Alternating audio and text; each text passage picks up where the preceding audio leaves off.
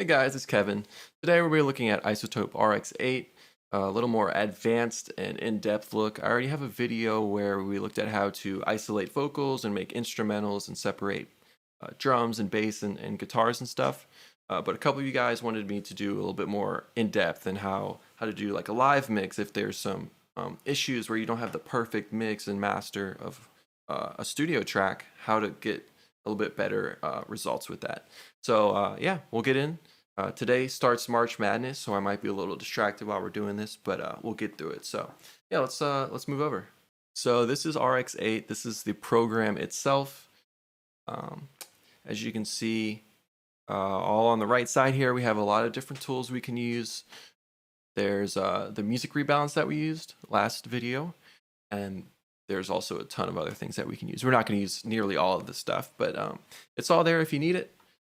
Basically, we're going to drop in an audio track, and I'll show you what else there is.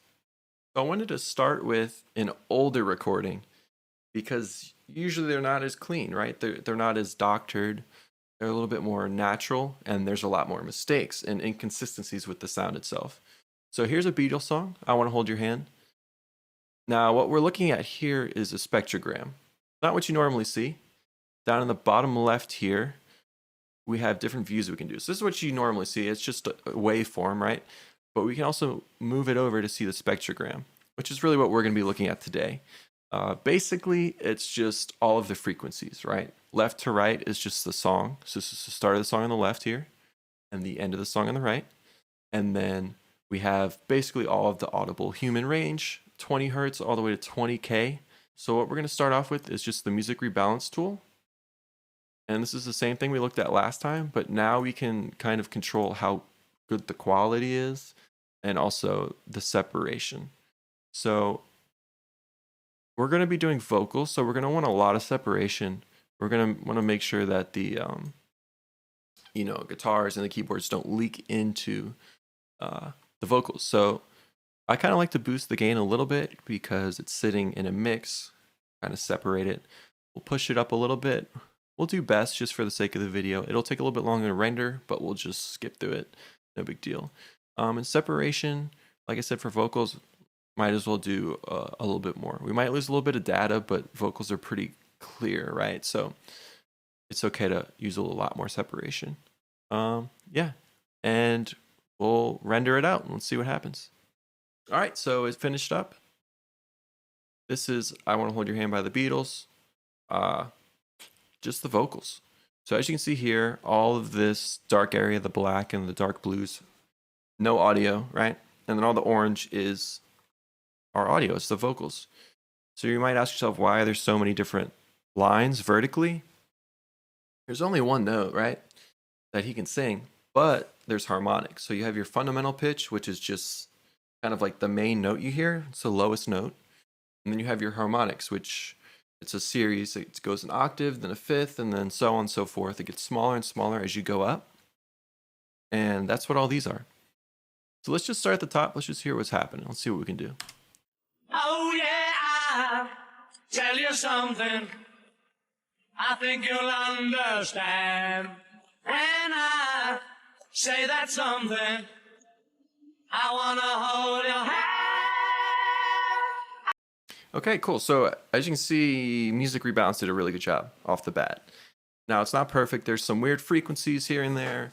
You can hear claps even. There's claps in the recording, percussion kind of. And you can hear that. So listen for that. You can hear going on. Let's hear it. Oh yeah, I'll tell you. Right there. And you can even see it. You can see his vocal line is very pronounced and clear. And then we have these vertical hits. That's percussion usually. Anything short like that, it's going to be percussion. So how do we get rid of that? I like to use gain, right? So gain is super simple. You can be super detailed with it. Oh, I only want to do like -2. I want to add 3. I want to go down infinitely. Whatever you want to do there. You can make really small adjustments. So what we can do is down here, we can take our frequency tool. The 3 main types of tools are your time, which time is like this. It's all the frequencies. And then I'm clicking Control D, Command D on Mac to deselect everything. And then we have our frequency tool, which is just going to do up and down, right? So this is taking the entire track, selecting the entire track. And then we have our time frequency tool, which is basically both. We're going to mainly use this. So let's just highlight the clap. Now you don't want to do too much because you don't want to leak into the vocal line. Let's just do like -5 dB. We'll click render and look, it's literally erased. So let's hear if it went away. Oh yeah. See, did a pretty good job. Now down here, it's still present. We'll render it a couple more times. Here's the next clap. Let's highlight it. Render it once or twice. Let's hear how that worked. Oh yeah.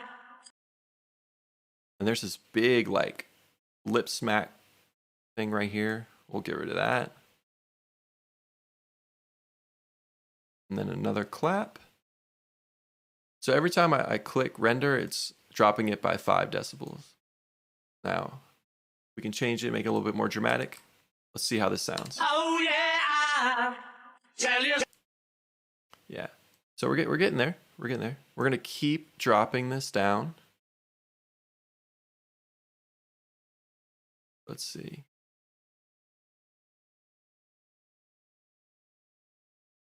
I'm still hearing claps down in the bass. So we're gonna have to drop that out. And don't worry too much. You're gonna keep most of that information. You're not gonna lose it.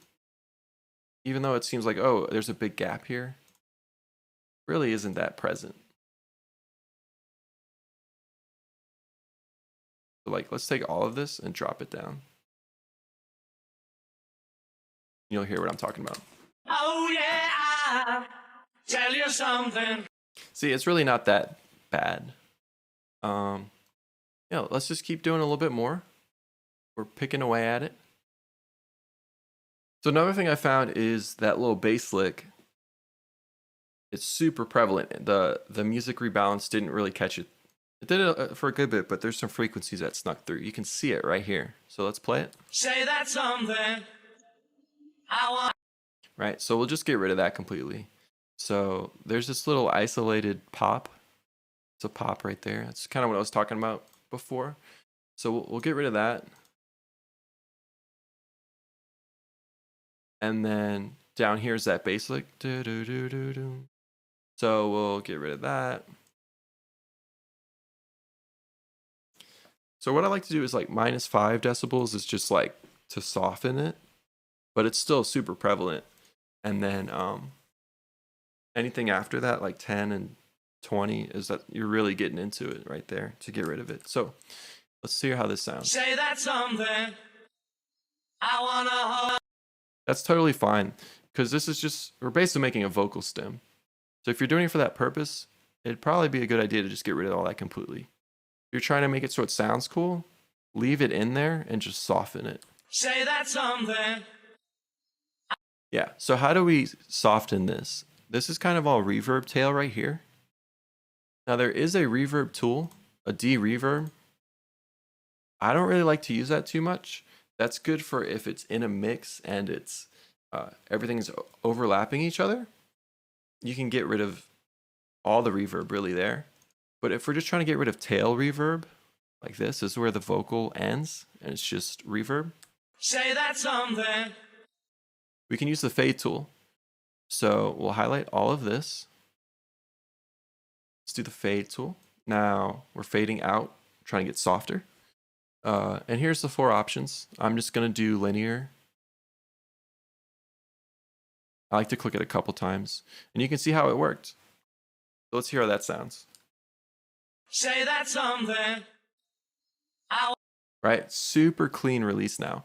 Before it was way too much and abrupt, but now it's pretty clean. It sounds like a vocal stem. We're just getting rid of all the weird data that you don't want to hear. Say that something. I wanna. Super clean now, right? You're gonna want to probably use good headphones to hear any of those weird abnormalities, big word there. But you can get away with it just using your eyes too. Like you saw that pop right here. You could see the bass line. You can see where the reverb starts, and so you can use your eyes for a lot of this. But it's a good idea to use your ears as well. Like as you can see right here, this is a weird one. We'll probably get rid of that. Let's hear how that sounds. Yeah, it's just like a breath. So we can get rid of that. We can get rid of this guy. Anything like that. Super easy.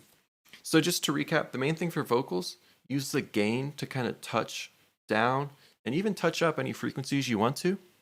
Like this is kind of low for some reason. If I wanted to equal it out, we can just use the gain real quick and just bump it up like 3 decibels. Let's see how that looks. Keep going.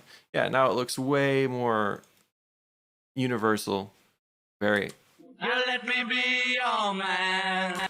Yeah. Anything like that you want to do works great. And then just look for the weird vertical percussive claps to get that out, right? And then you can use the fade tool to kind of act as a good fluid transition. A fluid transition. Let's do that. To make more fluid transitions, use the fade tool. And that's really all of it. You can use some EQ if you want. This isn't on this file. This is a previous thing I did. You have to click render on all these tools for it to actually work.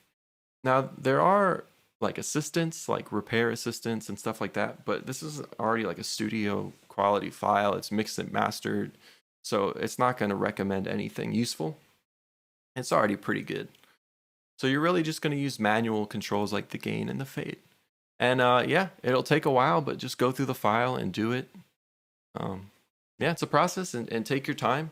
And really don't be afraid to zoom in and look at like certain frequencies. There's another tool you can use called the magic wand, and that kind of, you see it selects the shape. It can kind of see where the frequencies are, and you can also use the harmonics. It'll pick up all the harmonics above it. So all these tools are at your disposal. Just play around with it. It's really just trial and error in playground mode, really. To get the best results, you just have to spend more time doing it, really. Okay, so this is a board mix from a show I played at. It's a Brooks and Dunn cover band, and we're playing We'll Burn That Bridge. There's a guitar solo in it. It's back here or somewhere, so I think it'll be good to check out. So let's hear this. We'll burn that bridge when we get there.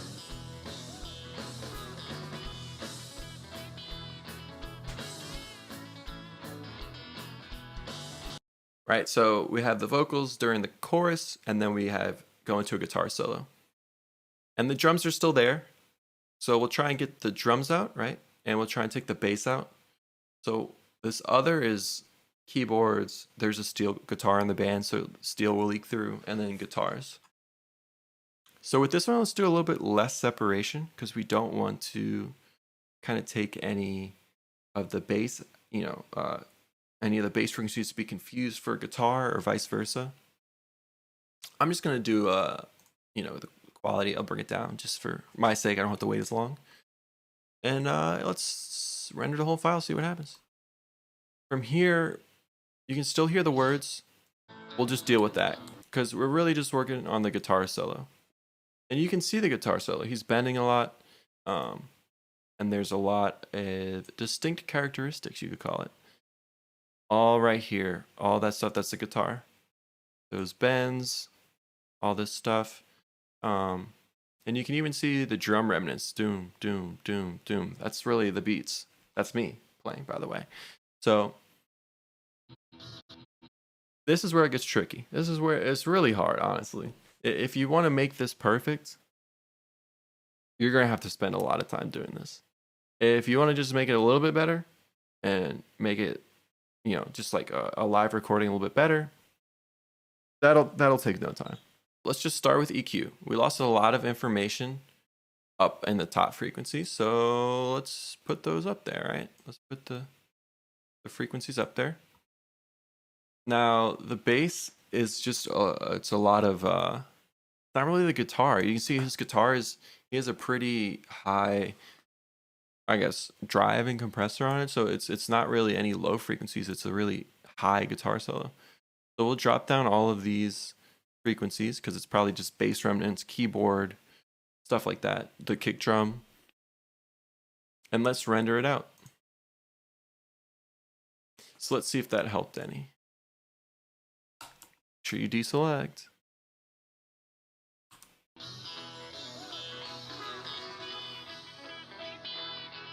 See, I think it's a way cleaner now. Another thing that we could have done was literally take the frequency tool and just drop down here and just gain it down. It's not good though because you're losing data, I think, and it's a really hard line right there.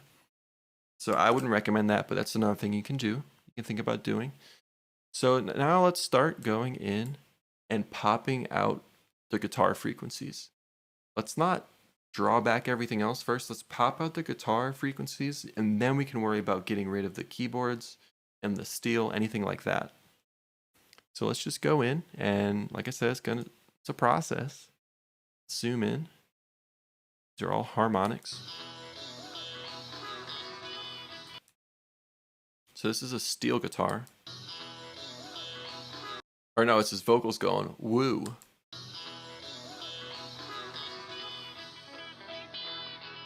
Probably leave that in there. If you want to take it out, just take this little guy right here or this magic brush tool and click on it and take it out.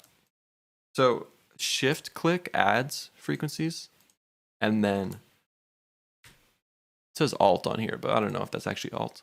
Alt is subtractive. So shift add, alt is subtract. So anything that we see is definitely guitar. Let's kind of wrap it real quick and let's just bump it up. So like this, we'll take the gain, and we're making small adjustments here. We're boosting it.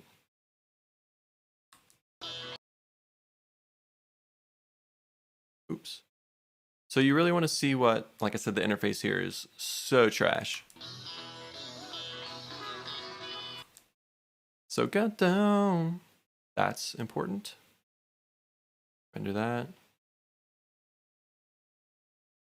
This guy. Bump that up. Let's start doing 2. This guy. So we're really bumping up the higher harmonics of it.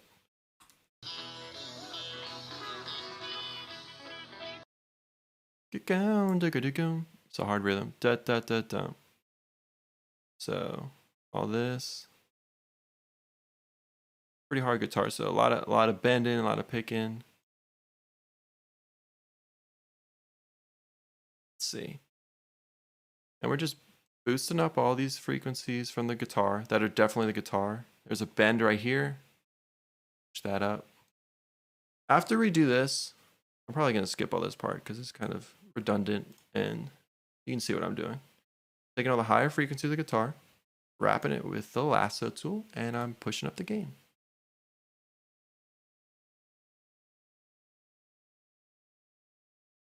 Now, do you know that the guitar does go to lower frequency? It can go all the way down to like 200. So there are guitar parts down here too. Like this note is this note, or these notes, right? It's the same note, it's just harmonic. So be aware of that. We're gonna have to go back and push it out. I just know that there's also keyboard and steel down here too, so I don't want to boost those as well yet. Yeah, that this guy, let's boost that because that's dope. Now this is where the hard part is. If you want to get even more in depth, this is where it gets a little time consuming. So you're going to want to take the gain and our lasso tool. What we're going to do is we're going to grab spots and we're going to test them to see if they're guitar or not.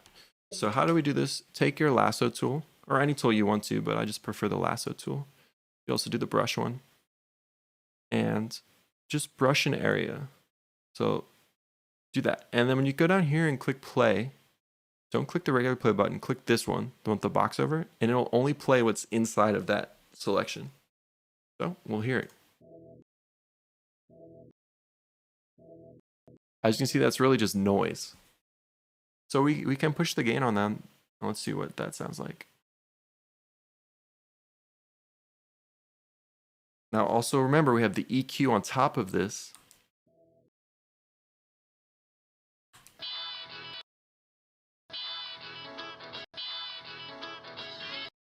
Yeah, so a lot of that is keyboards. Listen to when we pass over that low frequency. Just listen to how it changes. It only brings out the guitar more, right?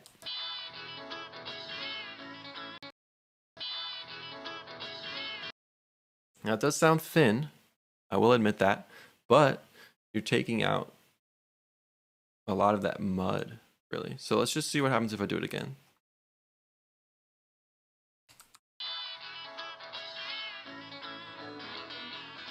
Yeah, it's a lot of just doom doom doom doom from rhythm guitar, from steel, from drums and keyboards. Because we did take out some of the guitar, and you're gonna go back and you're gonna pick those up. Because we did lose some guitar information there, like this guitar. This note, guitar. You're going to want to pick it back up. Because we did lose a lot of color, right, with the guitar when we did this. But we added clarity, but we took out our depth and kind of like that warm sound. And then the last step you would do is you would go in between all of these notes. And you can use your brush tool too. And render it down. And you're really only bringing out the notes. I wish there was a magic tool, like an inverse tool. There might be, and I just don't know. You would use this magic wand tool to find all the harmonics, and then you inverse it. Just like in Photoshop, you inverse the selection or make a mask or something. Oh, that would be sick. Okay. Let's just do a couple more, and I'll show you what this does. So I'm taking out all the information between the harmonics, which are really just noise, right? And keyboards and like I said, all the background stuffs, crowd noise. And obviously, the higher we go, the closer harmonics become. So you just want to stop, just leave everything. And let's see how this looks.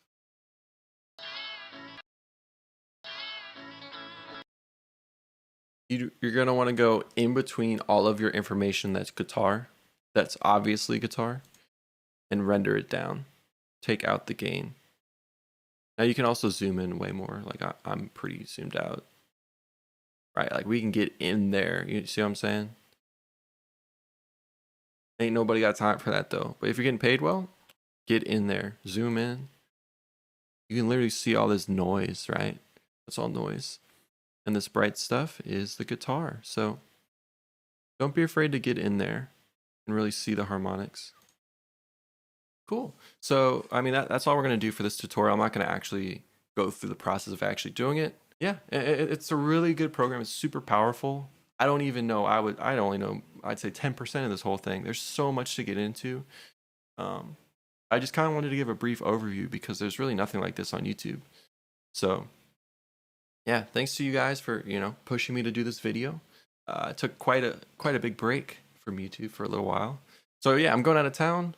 And when I get back, I'll probably kick back up with a lot of new content, a lot of new videos, all kinds of stuff. Also, I have a new Instagram. It's a photography Instagram. If you're interested, it's Kevin McCabe Photography. Also, my Instagram for music stuff is Kevin McCabe Music. So a lot of content coming, a lot of cool things.